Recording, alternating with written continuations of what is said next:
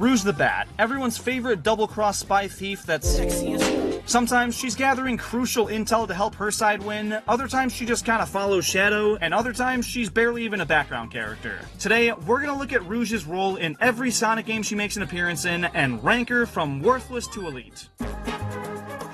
Her debut was in Sonic Adventure 2, and it's debatably her most prominent role to date. Every main character in the game needed a gameplay equivalent for the other side of the story. Sonic got his new anti-hero Shadow, they put Tails in a mech to be Eggman's, and Rouge was created to rival Knuckles. We don't know much about her at the start of this game, but she apparently loves big shiny things and tries to take the Master Emerald from Knuckles. The two bicker over it for a bit, and Eggman swoops in and just fucking yoinks it on him. So Knuckles does the only logical thing and smashes it into a bunch of pieces he now has to go look for. Rouge obviously goes hunting for him too, so cue some mid-treasure hunting levels, her infiltrating Eggman's base, and revealing to the player that she works for a third party. The government? I don't know, I guess they contracted her to learn more about the ultimate life form in exchange for more shiny stuff. She makes it up to the space colony and strikes up a deal with Eggman and Shadow that allows her to borrow a radar to find the Master Emerald pieces in exchange for helping them get all the Chaos Emeralds. The three go to Prison Island, Rouge collects a few Chaos Emeralds, then gets stuck in a storage vault after it gets sealed and the island's already set to explode. Luckily though, Shadow goes back and rescues her with Chaos Control at the very last second. Getting herself into that situation and needing the help of another character to prevent death is a pretty bad look,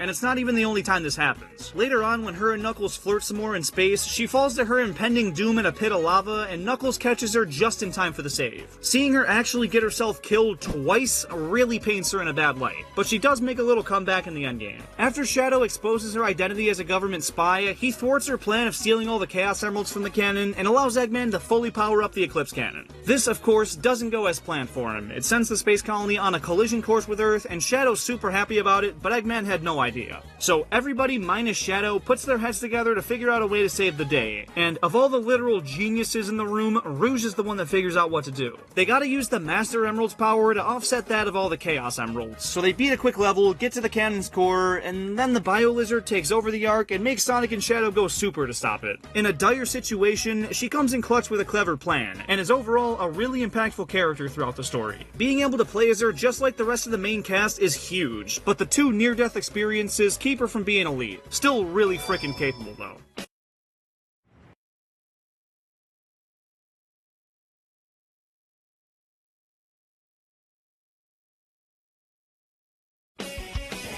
The Team Dark story opens with Rouge once again sneaking around another Eggman base, where she finds Shadow being held captive. She opens up the capsule and wakes him up, but it also inadvertently activates E123 Omega, who opens fire on the room. Him and Shadow got beef, but Rouge breaks up the fight and convinces them to team up and search for Eggman. I guess that kinda makes her the team leader, but Shadow's more marketed as the captain. The gameplay involves switching between the trio to navigate the stage efficiently. Shadow's the speedster, E123's the powerhouse, and Rouge is the flight archetype, which is kinda the best one in my opinion. They all move pretty quickly and can attack enemies, but only she can fly. At the end of the Dark story, she finds Eggman's treasure she was looking for, a room full of Shadow clones. So, no jewels? For the final boss though, she joins the rest of the cast to fend off against Metal Madness, and is a pretty equal contributor. It's not a crazy role for her, but she does rescue Shadow and form the team. Also, she doesn't get herself killed this time, so I'm comfortable putting her up in Elite. Rouge is a pretty prominent character in Sonic Battle, about as much as she could be. She's a playable character that's considered a mid to high tier fighter, and she's also got her very own story mode. In it, she's not doing much. She wants to train a Merle to be the ultimate jewel thief, so she teaches him a little bit through battle, they rob a jewelry store together, and she gets fed up with all the attention he's getting and removes herself from the situation. Oh, she also calls Sonic Daddy for some reason? Fast forward to Shadow's story, where she plays a much more impactful role. At first, the two of them fight a security robot, and Shadow gets incapacitated, so she drags him all the way back to her casino that she now owns? I don't know. But more plot unfolds, and they realize a Merle is gonna inevitably become a weapon that wipes out the planet, and it's once again Rouge who figures out how to stop the world-ending threat, so she walks Shadow through how he needs to do it. Without her, it's very likely a Merle would have gone rogue, and that with being a fully playable character in the game with her own story mode on top of it all, we've got another very easy Elite on our hands. In Shadow the Hedgehog, Rouge appears as an ally in 3 levels, and she's helping Gun and the good guys. Now, this game is really confusing with all the different endings and whatnot, so her actual contribution on things is a little bit gray. But the last story is the definitive ending, and she's right there with everybody as Shadow confronts Black Doom.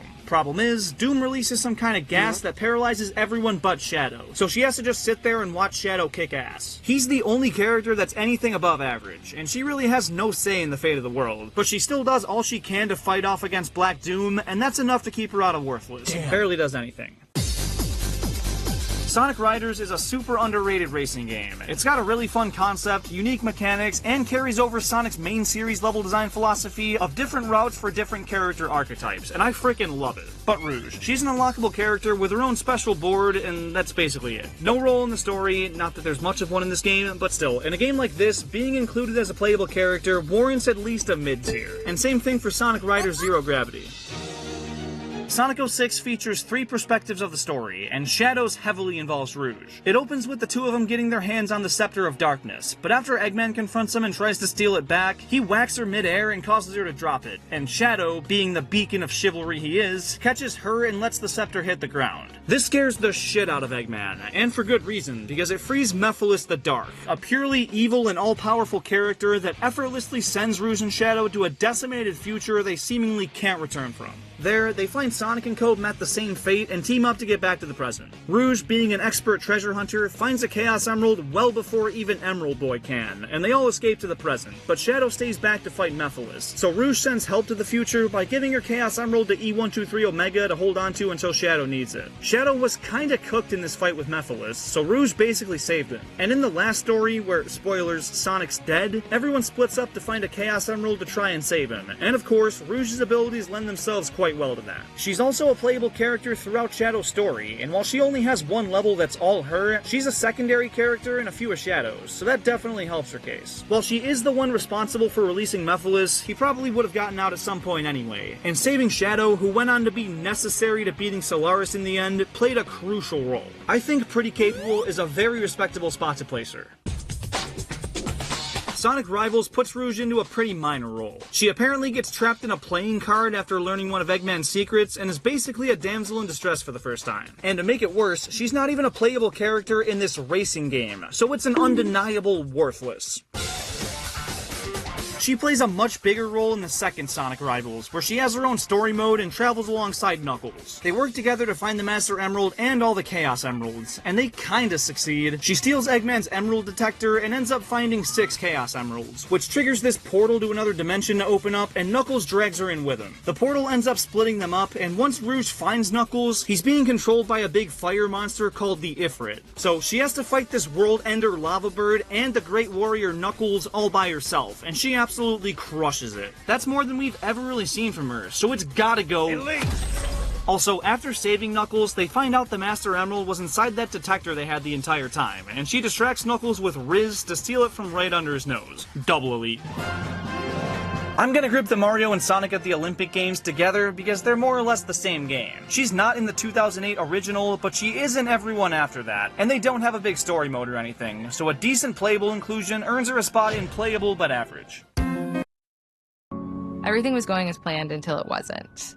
My water broke at 36 weeks. William's heart rate had been dropping. At that point, the whole floor rushed in. I was never scared because I really felt that the New York Presbyterian team, from triage to delivery to postpartum, we really felt like we were getting the best care.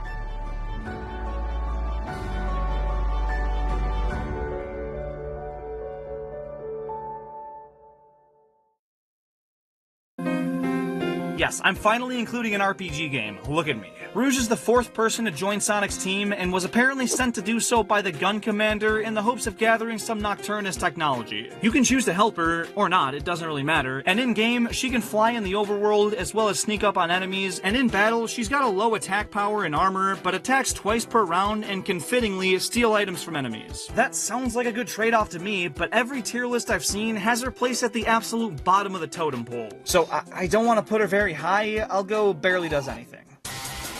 I'm giving this Sonic Riders game its own entry because she's actually involved in the story, but it honestly doesn't change much. She enters the World Grand Prix in the hopes of winning the large cash prize, but at the end, the winner is undetermined and kinda overshadowed by the earth-shattering revelation that King Doc was Dr. Eggman in disguise this whole time. Who could have seen that coming? Slightly less obvious though was that the robot on Team Dark was actually Metal Sonic in disguise, and regular Sonic challenges him to a race and defeats him no problem. After that, Eggman's long gone, and they come to terms with the fact that there was never any treasure or prize in the first place. Well, Rouge claims to have seen it coming, but still actively participated all along, so that makes me think otherwise. Still, she's playable and just as useful as everybody else, so another average tier. She's not in the home console version of Sonic Colors, but in the DS version, which is an entirely different game, she appears during an extra mission in Starlight Carnival, where she tricked Knuckles into meeting her there for no good reason. She doesn't get the Master Emerald or anything, but she did forge a letter from Eggman to bait Knuckles into showing up, so she's basically just a troll. Makes Knuckles look stupid, but for her, it's still a worthless. She plays a very minor role in Sonic Generations. She's at Sonic's birthday party chopping it up with Knuckles, but the Time Eater shows up, traps her in the void, and the Sonics have to go save her. Once restored, she participates in some missions where she can help a little bit, but those aren't mandatory to progression, so they won't help her escape another worthless. Most of Rouge's early contributions are seen through episode Shadow, where she's giving him intel on the state of Eggman's army and the Resistance. She eventually teams up with the latter once Sonic is freed and him and Shadow reunite, and from there, she continues to investigate the situation and provides further information and strategy. It all culminates in the battle scene at the end of the game, where Rouge is right there with the rest of the Resistance on the front lines. She's not playable, which makes it feel weird putting her higher than that, but she really helps to guide the Resistance and makes a stand with everyone else at the end, so pretty capable is fitting. This racing game has a pretty solid story mode, and it doesn't feature Eggman hosting the Grand Prix. Instead, it's Dadan-Pa, who's not working with Eggman. Rumors went around that he was, but those were started by, you guessed it, Rouge, who was snooping around and got the wrong idea. Later on, though, she finds out he's the president of an automotive corporation and was just using the Grand Prix to improve his, quote, ultimate energy engine. It's even more apparent they're not working together when Eggman kidnaps him to use said engine to power the Death Egg. The heroes, race the Death Egg, and when it loses, it goes haywire and self-destructs. They all escape with Dadan-Pa and get new cars to keep on racing. So she spreads misinformation, eventually clears it up, and is otherwise just another playable character. I know where this one's going. In this game, Rouge makes an appearance in the story, but doesn't play a very significant role. She shows up to Amy's birthday party, tries stealing some stuff, and pisses off Knuckles, but despite being notorious for investigating and solving problems, she doesn't really play a pivotal role in solving this mystery. She's more of a fun distraction that honestly barely does anything. This is the only Sonic mobile game I'll be covering. There's a bunch of others she appears in, like Sonic Forces Speed Battle and Sonic Jump, but I don't know much about any of them, and have only seen people asking me to include Dream Team. Here, she's a playable character alongside Sonic, Tails, Knuckles, Amy, and who else but f***ing Cream. At the beginning of the game, she's the one that finds out where Cream's getting held captive and takes the rest of the heroes there to go save her. Once they enter the dream world, it's just Sonic, and the last two characters to get saved are Knuckles and Rouge, which should be a bad thing, but that was completely out of their control, and she's still the reason they found Cream in the first place. Being fully playable in a 3D Sonic game for the first time in over a decade is a big deal, and I'm willing to bump her up to a pretty capable for it. And last but certainly not least, we have Sonic X Shadow Generations, where the Sonic Generations side features mostly the same thing as before, but the Shadow side gives us a whole new look at her role throughout the story. At Sonic's party at the beginning, she's talking with Shadow about what's happening on the Ark, where he gives her a quick rundown and hangs up, and that's about it until way later in the game. After Sonic beats Shadow in their final Rush rematch, he gives up the Chaos Emerald he found, and Rouge shows up to berate Shadow for losing it, only to find out he gave Sonic the fake one from the end of SA2, which was a sick callback. He asks Rouge to switch out the one he gave Sonic with the real deal once he's done with his mission, and as promised, once the time comes, he gives it to her and she delivers. We don't see her do it, but since Sonic was able to go super, she clearly did. So while she was worthless in the original generations, making sure they could defeat the Time Eater in the end makes me have to put her a little higher. And there you have it. Do you guys prefer this method of only talking about the games these characters are in, or would you rather I go through all the mainline games and just rank those, while obviously pointing out the ones they're absent in? Let me know down in the comments, and of course, tell me if you disagree with any of these picks. Thanks so much for watching.